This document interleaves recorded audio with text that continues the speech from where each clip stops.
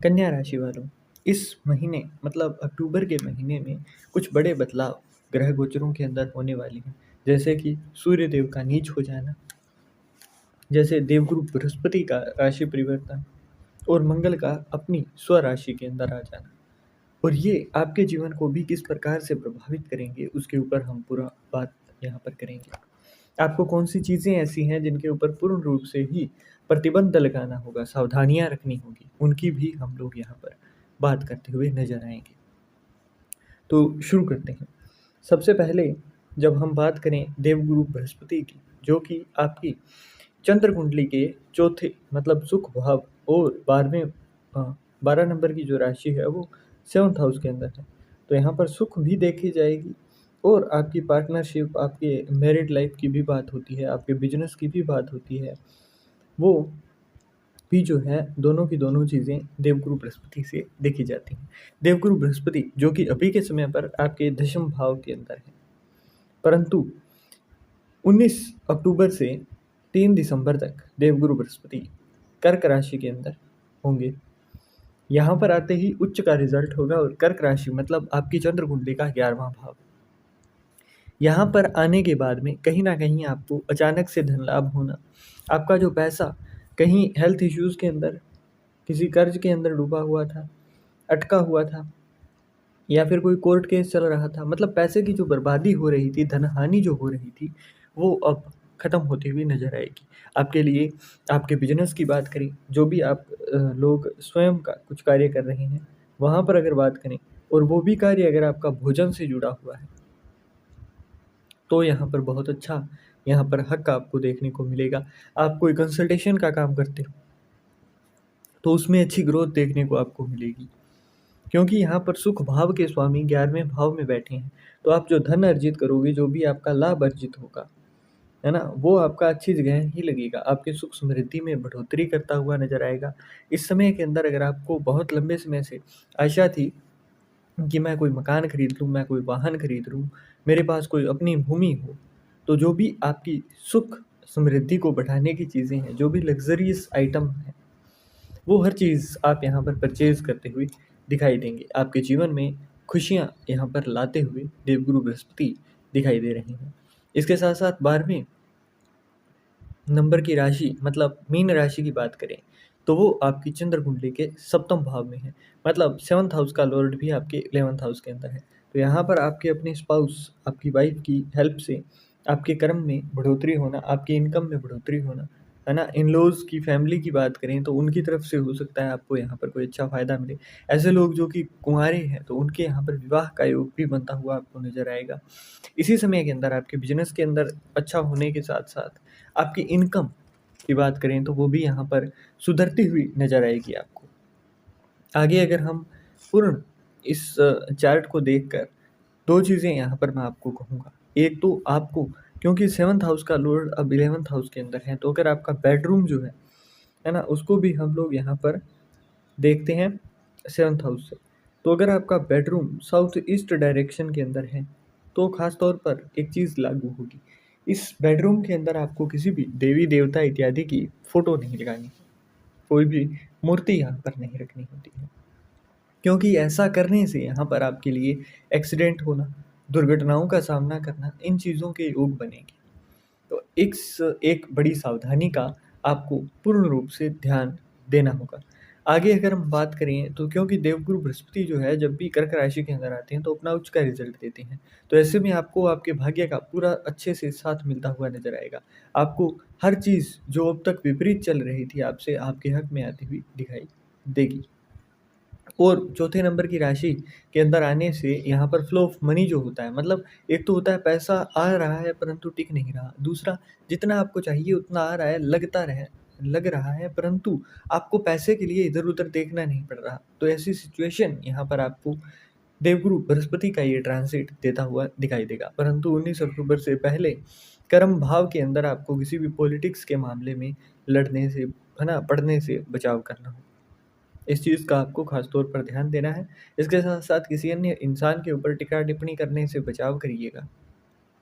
आगे अगर हम देखें तो लग्न भाव के जो स्वामी हैं और आपके दशम भाव के कार्यस्थल के जो स्वामी हैं वो आपके द्वितीय भाव में है बुध, और 24 अक्टूबर से बुध वृश्चिक राशि में गोचर करेंगे, परंतु तब तक आपके धन भाव में है। अब धन भाव में होने की वजह से यहाँ पर आपको कई चीज़ों के अंदर अच्छे असर देखने को मिलेंगे, जैसे कि 24 अक्टूबर से पहले पहले आपको यहाँ पर आपकी इनकम में बढ़ोतरी होना, आपको प्रमोशन मिलना, आपको सैलरी में इंक्रीमेंट मिलना, ये चीज़ें देखने को मिलेंगी। आपकी वाक कला यहाँ पर निपुण होती हुई दिखाई देगी, परंतु क्योंकि मंगल का असर है तो आप यहाँ पर जल्दबाजी करेंगे बोलने में, है ना? यहाँ पर थोड़ी मैच्योरिटी आपको दिखानी है। और सेनापति मंगल का साथ होने की वजह से बुध, हालांकि ये दोनों एक दूसरे के पूर्ण मित्र ग्रह हम नहीं कहते हैं, परंतु यहाँ पर जब भी मंगल का साथ मिलता है तो ऐसा इंसान इंट्यूशन पावर अच्छी कर लेता है। जैसे कि अगर आपके सामने कोई भी बंदा आपके लिए ही चाहे अच्छी बातें कर रहा हो, मिठास भरी बातें कर रहा हो, फिर भी आपको उसके मंतव्य का, उसके मन में क्या चल रहा है उसका आभास होने लगता है, क्योंकि सेनापति का साथ राजकुमार को यहाँ पर मिलता हुआ नजर आता है। तो इसलिए आपको दो चीज़ों का ध्यान रखना है। एक तो आप कुछ भी बोलने से पहले 2 बार सोचिएगा, क्योंकि यहाँ पर आते ही क्या है कि आकाश तत्व जब भी द्वितीय भाव में आता है, आकाश तत्व का प्लेनेट, तो यहाँ पर होता क्या है कि आप चीज़ों वो बोल जाते हो जो आपके मन में नहीं थी, आपकी इच्छा नहीं थी, परंतु आपने बोला तो उससे आपके जो दोनों के दरमियान रिश्ते हैं उनके ऊपर असर पड़ता हुआ दिखाई देता है। तो इस चीज़ का खास तौर पर ध्यान दीजिएगा। इसके साथ-साथ बाहर का खाना जहाँ तक हो सके आपको नहीं खाना है। नकदी का दान नहीं करना है 24 अक्टूबर तक। आगे अगर हम बात करें तो यहाँ पर मंगल और बुध दोनों ही वृश्चिक राशि के अंदर तृतीय भाव में आएंगे। उसके बाद से आपको भाग्य स्थान में अच्छे लाभ मिलते हुए दिखाई देंगे। मंगल जो कि आपके 8th हाउस के लॉर्ड हैं और 3rd हाउस के लॉर्ड हैं।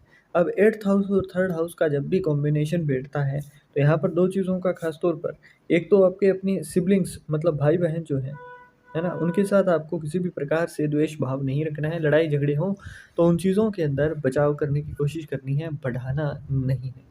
बड़े भाई अपने और अपने पिता के दोनों ही, है ना, आपके लिए थोड़े इज्जत सम्मान के प्रतीक हों, अपने पिता के साथ लड़ाई करने से बचाव करिएगा, है ना। मतभेद हो तो भी उनको एक बार शांत करने की कोशिश करिएगा, ताकि आपकी जो मेहनत आप कर रहे हो, है ना, 8th हाउस का लॉर्ड जब भी 3rd हाउस के अंदर जाता है तो यहाँ पर एक चीज़ होती है।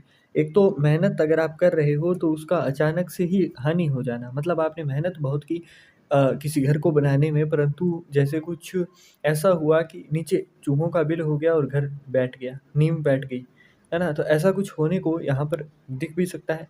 इसके साथ-साथ यहाँ पर अगर मंगल अच्छे हैं लग्न कुंडली के अंदर, तो आपने जो घर बनाया उसी घर के आस-पास कुछ ऐसा हो गया जिससे कि उस घर की कीमत जो है वो रातों-रात, अगर 50 लाख का लिया था तो वो 1 करोड़ पहुँच गई। तो दोनों ही चीज़ें, कंडीशंस जो हैं वो आपकी सावधानियों पर निर्भर करती है, और वो सावधानियाँ जो मैंने अभी बताई हैं, उनका इस काल के अंदर पूर्ण रूप से ध्यान दीजिएगा, क्योंकि 28 अक्टूबर से मंगल जो है वो वृश्चिक राशि के अंदर होंगे, और 28 अक्टूबर से 7 दिसंबर तक मंगल यहीं देखने को मिलेंगे। तो इस दरमियान आपको इन चीज़ों का खास तौर पर ध्यान देना है, और इसके साथ-साथ किसी भी धर्म क्षेत्र के अंदर, मतलब मंदिर के अंदर, मस्जिद के अंदर, गुरुद्वारे के अंदर आपके द्वारा श्रमदान देना अच्छा रहेगा। श्रमदान मतलब अगर वहाँ पर कोई लंगर भंडारा बँट रहा है तो वो आपने उसमें जाकर सहायता दी, है ना? बाँटने में, या फिर खुद से जाकर आपने साफ-सफाई करने में सहायता दी। तो ये कार्य आपके लिए बहुत ही अच्छे यहाँ पर भाग्य का साथ दिलाने वाले होंगे। आगे बात करें तो सूर्यदेव जो कि अभी के समय में कन्या राशि के अंदर ही हैं और 17 अक्टूबर से नीच के होने जा रहे हैं। सूर्यदेव जो कि 12वें घर के स्वामी हैं और यहाँ पर आपके द्वितीय भाव में विराजमान होंगे। अब यहाँ पर कहीं न कहीं आपका जो धन है वो खर्च करने से बढ़ता हुआ नज़र आएगा। जितना ज़्यादा आप कंजूसी करोगे उतनी ही ज़्यादा आपके लिए परेशानियाँ यहाँ पर नज़र आएँगी। जहाँ भी आप धन बचाने की कोशिश करोगे वो धन कहीं न कहीं से या तो कोई घर के अंदर हेल्थ इश्यूज़ आ जाएँगे, वहाँ लग जाएगा, या फिर कोई चीज़ खराब हो जाएगी, वहाँ लग जाएगा। तो यहाँ पर जितना ज़्यादा बचाव करोगे उतना ही ज़्यादा नुकसान होगा। बहुत लंबा अगर आपको कुछ करना है कार्य, जैसे कि आपकी इच्छा है कि आप कुछ अच्छा प्लान करें, आप कुछ ऐसा करें जिससे कि आपके जीवन में बहुत बड़ा बदलाव हो, तो ये जो समय होगा 17 अक्टूबर से आपका 16 नवंबर तक का, इस समय के अंदर आपको कोई भी बड़ा परिवर्तन नहीं करना है, कोई बड़ा दाँव यहाँ पर नहीं लगाना है अपने जीवन में। इस चीज़ का आपको ख़ास तौर पर ध्यान देना है। अगर आपके बिज़नेस की बात की जाए, आपके स्वयं के किसी कार्य की बात की जाए, अगर आप अभिनेता हैं, नेता हैं या फिर सोशल इन्फ्लुएंसर हैं, मतलब वहाँ जहाँ भी आपका खुद का रोल है एक राजा की तरह, उन कार्यों के अंदर आपको निवेश करने में, उन कार्यों के अंदर आपको खर्च करने में, और वो भी थोड़ा रिस्क का ध्यान रखते हुए, यहाँ पर आपके लिए कोई परेशानी नहीं होगी। यहाँ पर जब भी सूर्य तुला राशि के अंदर आएँगे, तो एक चीज़ देखने को मिलती है, आप कर्म करोगे, परंतु इस समय काल के अंदर 17 अक्टूबर से 16 नवंबर के मध्य आपको क्रेडिट के लिए बहुत ज़्यादा सोचना नहीं है कि कोई मेरी की हुई मेहनत का मुझे ये कहे कि शाबाश बेटा तुमने ये किया। तो ये ऐसा कुछ नहीं देखने को मिलेगा। यहाँ पर सूर्य जो है राजा तो रहते हैं, परंतु बिना मुकुट के राजा होते हैं। तो इस चीज़ का ध्यान रखिएगा। आपको अगर कोई रॉयल फैमिली से भी बिलॉन्ग कर रहे हो आप, मतलब आपके पास पहले से ही धन संपदा है, फिर भी आपको यहाँ पर बहुत ज़्यादा इन मामलों में साथ देखने को नहीं मिलेगा। तो बिना किसी भी प्रकार की किसी से भी एक्सपेक्टेशन रखते हुए, है ना, कि मुझे बदले में कुछ मिलेगा, ऐसा कुछ भी भावना ना रखते हुए आपको आगे बढ़ते जाना है। आपको आवश्यक तौर पर ही यहाँ पर अच्छा फ़ायदा देखने को मिलेगा अपनी लाइफ में। और इसके साथ-साथ अगर हम बात करें तो केतु और शुक्र दोनों की ही युति है आपके 12वें भाव में। 12वाँ भाव, जहाँ पर शुक्र जो हैं वो आपके इस चंद्र कुंडली में 9वाँ भाव और द्वितीय भाव के स्वामी हैं, जो कि 12वें भाव में बैठे हैं। 9 अक्टूबर तक यहीं रहेंगे। तो इसमें आपको भाग्य जो है वो, जिन लोगों का एमएनसीज़ से जुड़ा काम है, जिनकी लेन-देन जो है वो विदेश से होती है। विदेश मतलब आपकी जो भी जहाँ भी आप रहते हैं वहाँ से 200-400 किलोमीटर आगे की जो जगह होती है, उसको भी वैदिक ज्योतिष के अनुसार हम विदेश ही कंसीडर करते हैं।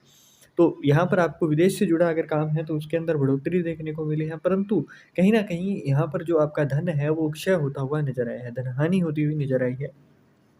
तो 9 अक्टूबर तक वही दिन है जब तक आपको बहुत ज़्यादा फाइनेंशियली बड़े डिसीज़न्स नहीं लेने हैं, पैसों को बचाने के लिए नहीं सोचना है, क्योंकि यहाँ पर आपकी धन-हानि होती हुई दिखाई देगी। बाहर का खाना खाने से बचना है, परिवार के अंदर कलह-कलेश होना, परिवार के अंदर अशांति के हाल यहाँ पर देखने को मिलेंगे। परंतु 9 अक्टूबर को जैसे ही सूर्य जो हैं वो यहाँ पर शुक्र के साथ युति बनाएँगे, तो 9 अक्टूबर से आपके लिए थोड़ा हाल यहाँ पर बेटर होता हुआ नज़र आएगा। आपके खुद के धन को अपने ऊपर खर्च करना यहाँ पर आपकी थोड़ी प्रायोरिटी बनती हुई नज़र आएगी, और वो आपके लिए आगे के समय में बहुत ही अच्छा रिज़ल्ट यहाँ पर देती हुई नज़र आएगी। आगे अगर हम बात करें तो जैसे ही शुक्र जो है यहाँ पर सेकंड और नवम भाव के स्वामी फर्स्ट हाउस के अंदर आ जाएँगे, तो आपका भाग्य आपका साथ देता हुआ नज़र आएगा। अब ऐसे में हालाँकि यहाँ पर सूर्य और शुक्र दोनों एक साथ हैं, तो आपकी मैरिड लाइफ़, जहाँ भी आपका प्रेम-प्यार का संबंध है, वहाँ पर आपको थोड़ा तनाव महसूस होगा। मतलब आपके अंदर जो भी फीलिंग्स होंगी, वो आप उतना ज़्यादा अच्छे से एक्सप्रेस नहीं कर पाएँगे। ये एक समस्या आपको देखने को इस समय काल के अंदर मिलेगी। तो यहाँ पर थोड़ा-सा गौर फरमाना है इन चीज़ों के ऊपर। कुछ भी नई चीज़ अगर आप दे सकें अपने स्पाउस को, तो वो चीज़ आपके लिए अच्छी रहेगी। आपके द्वारा कुछ एफ़र्ट्स करना अच्छे रहेंगे। आपके द्वारा कुछ गिफ्ट देना भी आपके लिए यहाँ पर थोड़ा चीज़ों को समझौता से बचाते हुए नज़र आएगा। रीज़न क्या होता है कि जब भी फायर एलिमेंट का प्लैनेट जो कि सूर्य है, उसके पास शुक्र आता है, तो वो शुक्र के प्रभाव को नष्ट कर देता है। तो 9 अक्टूबर से 17 अक्टूबर तक का वो समय होगा जिसके अंदर इन 8 से 10 दिनों के अंदर आपको थोड़ी-सी समस्याएँ ज़्यादा देखने को मिलेंगी। परंतु उसके बाद धीरे-धीरे फिर से चीज़ें सरल होती हुई नज़र आएँगी, परंतु ये समस्याएँ उतनी गंभीर नहीं होगी जितनी कि 9 अक्टूबर से पहले रही हैं। आगे अगर हम बात करें तो यहाँ पर शनिदेव और राहु दोनों के दोनों ही छठे भाव में, और दोनों ही यहाँ पर शत्रु हंता है, कर्ज हंता है। तो आपको यहाँ पर कर्ज लेने से बचाव करना है, क्योंकि देवगुरु बृहस्पति की भी दृष्टि है, तो यहाँ पर अभी के समय पर आप कर्ज नहीं लेंगे, इस चीज़ का खास तौर पर ध्यान दीजिएगा। इसके बाद में 3 दिसंबर के बाद में अगर कोई भी बड़ा काम है जिसके अंदर आपको कर्ज लेना ही पड़े, तो 3 दिसंबर वो दिन होगा जिसके बारे में अगर आप लेंगे तो वो कर्ज आसानी से उतर जाएगा। अब राहु और शनिदेव दोनों के दोनों ही यहाँ पर, क्योंकि शनिदेव वक्री हैं, तो यहाँ पर छठे भाव के अंदर हैं, तो यहाँ पर शत्रुहंता योग मना रहे हैं, और वो भी प्रबल। तो ऐसे में ऐसे लोग जो कि आपकी पीठ पीछे बुराई करते हैं, आपके बारे में कुछ भी भला-बुरा कहते हैं, तो उन लोगों का अहित होते हुए आपको सूचनाएँ अवश्य मिलेंगी। जितनी ज़्यादा आपकी बदनामी होगी, जितनी ज़्यादा आपके लिए लोग बुरे शब्दों का प्रयोग करेंगे, जितना ज़्यादा आपके पीठ पीछे बुराइयाँ होती जाएँगी, उतनी ही बढ़ोतरी यहाँ पर आपको देखने को मिलेगी। यहाँ पर क्योंकि कंपटीशन का भी भाव है, तो जितना अच्छे से आपकी मेहनत आएगी, उतना ही अच्छा आपको रिज़ल्ट देखने को मिलेगा। जैसे कि हमने कहा कि मंगल जो है वो यहाँ पर फर्स्ट नंबर की जो राशि है, मेष राशि, वो 8th हाउस के अंदर है, और वृश्चिक राशि के अंदर स्वयं गोचर करने वाली है 28 अक्टूबर से। तो इस समय काल के अंदर एक अंदेशा ये भी कहता है कि यहाँ पर जितनी आप मेहनत करते रहेंगे, और वो भी निष्कर्म, है ना? मतलब आप मेहनत कर रहे हो परंतु ऐसी मेहनत जहाँ पर आपको फल का ज़्यादा मोह ना हो। तो यहाँ पर शनिदेव बिल्कुल अंधे तौर पर आपको कॉम्पिटिशन जहाँ भी होगा और आजकल जैसे हम कहा जाए तो हर कार्य के अंदर कॉम्पिटिशन है, हर कार्य के अंदर प्रतिस्पर्धा है, तो उन प्रतिस्पर्धाओं में आपका हाथ पकड़कर शनिदेव आगे लेकर जाते हैं। इस समय के अंदर आपका 2 चीज़ों का ख़ास तौर पर ध्यान रखना होगा आपको। एक तो शनिदेव जो है वो आपके पंचम भाव के स्वामी हैं और 11th हाउस के भी स्वामी हैं। तो पंचम भाव का स्वामी जब भी 11th हाउस के अंदर आ जाता है, तो यहाँ पर आपके प्रेम प्यार के रिश्ते जैसे कि सूर्य और शुक्र की युति होगी और यहाँ पर भी दूसरा इंडिकेशन मिल रहा है कि रूखे-सूखे होंगे, है ना? स्वभाव में थोड़ी-सी बदलाव आपको लाना होगा। ऐसे में आपको क्या करना चाहिए? इत्र का अपनी वाइफ़ को, अपनी स्पाउस को, अपनी गर्लफ्रेंड को गिफ्ट देना आपके लिए फ़ायदेमंद रहेगा। इस समय के अंदर जो भी सावधानियाँ मैंने आपको बताई हैं, वो आप रखेंगे, आशा करते हैं।